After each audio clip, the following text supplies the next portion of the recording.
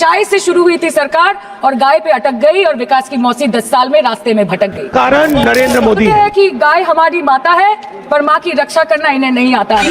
क्या हुई? अरे अभी तो शुरुआत है, ये तो ट्रेलर है, पिक्चर बाकी है। बस ये कहना चाहती हूँ कि इस बीजेपी सरकार ने पिछले 10 सालों में इस देश के लिए क्या किया, उससे बड़ी तालिका बनेगी कि 10 साल में क्या क्या कर सकते थे पर किया नहीं। 2014 में जो किसान मोदी है तो मुमकिन है सोच के और अच्छे दिन के ख्वाब देख के बीजेपी को वोट दे रहा था, आज 10 साल बाद वो बोलता है कि मोदी है तो नामुमकिन है। शायद अभी वो किसान है भी नहीं। तो इसीलिए मैं बोलना चाहती हूँ कि समय बड़ा महत्वपूर्ण होता है अध्यक्ष महोदय और बड़ा बलवान। बंगाली में हम एक बात बोलते हैं कि समय गेले साधन होबे ना। इसका मतलब यही है कि अगर समय चला गया तो साधना नहीं होगी, अगर भक्त रूठ गए तो आराधना नहीं होगी। और 3 से 303 से 240 के आंकड़े बोलते हैं कि इस बार जो आप चले गए तो दोबारा लौटने की संभावना नहीं होगी। अरे उधर वाले बता इसमें बुरा क्या है, हवा के 4 झोंके अगर इधर से भी गुजर जाए तो ना।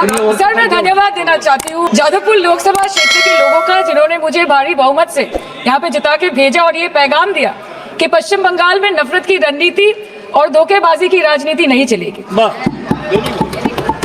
अध्यक्ष महोदय मैं उम्मीद करूंगी कि आज आप मुझे पूरा बोलने का मौका दें, क्योंकि हाल ही में हुए नीति आयोग की जो मीटिंग हुई थी वहां पे हमारी माननीय मुख्यमंत्री जो देश की एकमात्र महिला मुख्यमंत्री भी है, उनका माइक बीच राह में ऑफ कर दिया गया था।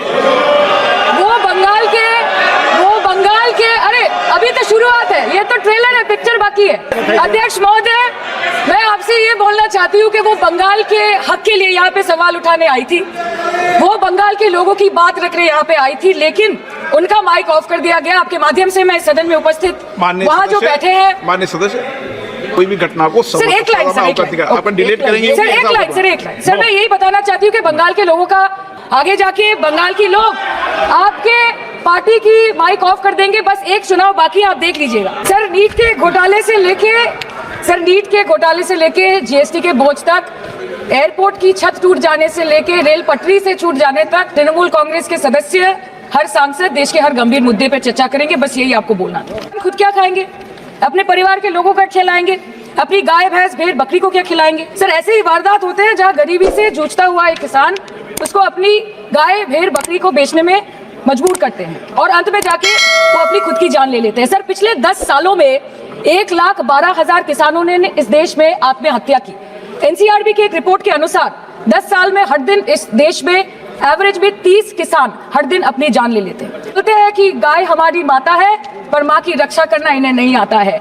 अध्यक्ष महोदय हम सब जानते हैं कि इस मिनिस्ट्री के अंतर्गत डेयरी भी आता है और भारत इस पूरी दुनिया में दूध के उत्पादन में नंबर 1 है, contributing to almost 24.46% of global milk production. But since the government has not been able to bridge the gap between demand and supply, it has successfully turned the country from being the largest producer of milk to an importer of milk. इन आदमी के दूध, छाछ, लस्सी, दही, पनीर पर 5% की GST, cream, condensed milk, मक्खन, घी पर 12% की जीएसटी और अमीरों के हीरो पर सिर्फ 1.5% की जीएसटी। सरकार उनको रिलीफ नहीं देती है जो विदेश में जाके मिल्क शेक और लाते की चुस्कियां लगाते हैं। ये सरकार उनको रिलीफ नहीं देती जो आम आदमी 2 पैकेट दूध खरीदने से पहले 10 बार सोचता है। सर बचपन से हम सुनते आए थे कि संडे हो या मंडे रोज खाओ अंडे।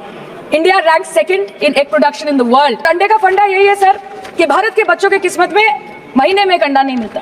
मिड डे मील के चलते हफ्ते में अगर एक आध अंडा मिल भी रहा था तो कहीं धर्म के नाम पे तो कहीं महंगाई के चलते उसे बंद करने की मांग उठ रही है।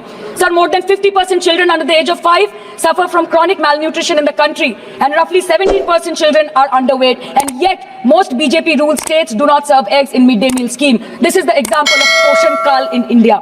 सर इस देश के लोगों का यही है किस्सा कि जिसको जिताया वो राजा की तरह जाएगा और जिन्होंने जिताया वो फकीर की तरह। सर ये बहुत गौरक्षा की भी बातें करते हैं। देश के लोगों को ये पता होना चाहिए that there is a fodder crisis in India, and the union minister has himself stated in a written reply in Rajya Sabha that yes, the country is deficit in fodder.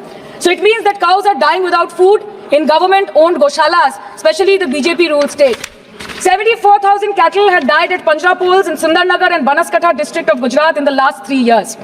200 cows were found dead in Madhya Pradesh's Shivpuri district. 173 cows allegedly died in a week in Chhattisgarh, and 74,016 cows had died in Hingonia Gaushala in Jaipur during the previous BJP government in Rajasthan. तो sir पहले खाना ही नहीं मिला, fodder crisis, फिर मिल भी जाए तो इतना महंगा कि किसान खरीद ही नहीं पा रहा है, फॉडर इन्फ्लेशन, और सर खाना मिल भी जाए तो पशुओं की बीमारी। उससे मुकाबला करने के लिए इस सरकार ने क्या किया? The Parliamentary Standing Committee on Agriculture, Animal Husbandry and Food Processing presented its report which stated that 32.7 lakh cattle were infected by the viral lumpy skin disease across several states and a whopping 2.4 lakh cattle died within months.